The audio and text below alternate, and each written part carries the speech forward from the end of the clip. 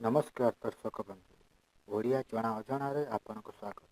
आपण ଏହି चैनल को सब्सक्राइब करंतु, शेयर करंतु एवं घंटा चिन्ह को दबाइबाकू भूलंतु नहीं।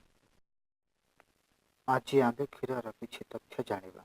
यह जेते भल सेतिक मते विषाक्त।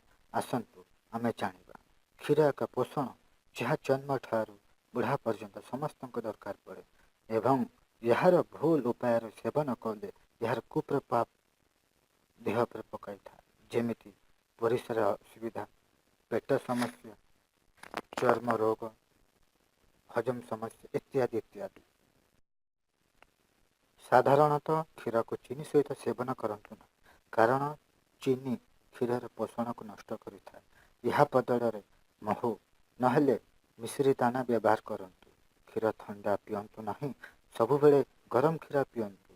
क्षीर खाइबार 2 घंटा पूर्व ପରେ ନିଅନ୍ତୁ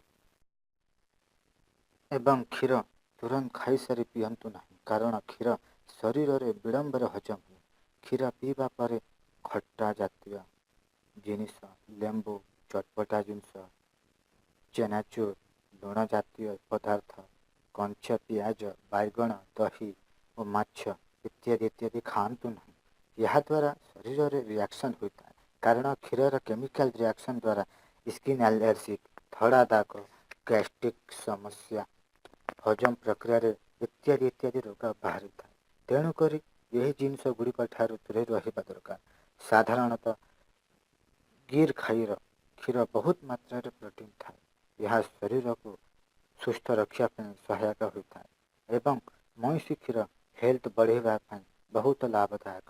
କ୍ଷୀର ରାତିରେ ହାଲୁକା ଭୋଜନ ପରେ ସେବନ କଲେ ଶରୀର ପାଇଁ ଲାଭଦାୟକ, କାରଣ ଏଥିରେ ଥିବା ଟ୍ରିପ୍ଟୋଫାନ୍ ଏସିଡ୍ ନାମକ ଭିଟାମିନ୍ ରାତିରେ ଭଲ ନିଦ ପାଇଁ ସହାୟକ ହୋଇଥାଏ ଏବଂ ଏହା ଶରୀରକୁ 100% ପୋଷଣ ଯୋଗାଇଥାଏ।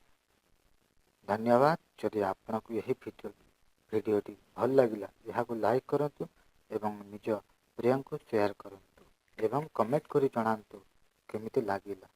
ଜୟ ହିନ୍ଦ।